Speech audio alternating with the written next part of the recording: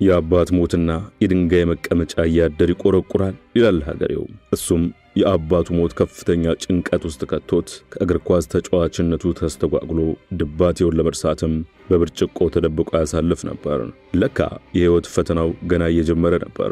ከአባቱ ሐዘን አገግሞ ቀና ሲል ወደሚወደው እግር ኳስም ሲመለስ ሌላ ፈተና ገጠመው። ያውም እጅግ ከባድ ፈተና።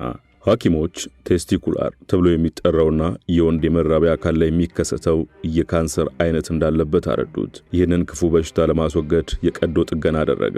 ሐኪሞች እንደተሻለው ነግረውት እሱም ጤነኛነት ተሰምቶት ዳግም ወደሚወደው እግር ኳስ ተመለሰ። ዳሩ ግን ካንሰሩ ለወራት ካደፈጠበት ብቅ ብሎ ህመሙ አገረሸበት። በአሁኑ ደግሞ ህክምናው ከባዱ የኬሞቴራፒ ሂደትን ማለፍ ነበር።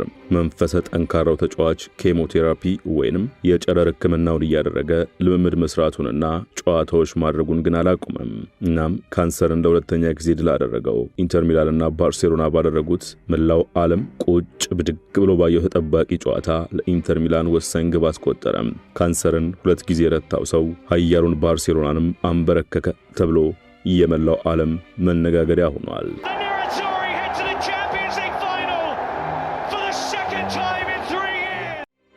ሙሉ ታሪኩን በመሿለኪያ ቲዩብ ያገኙታል።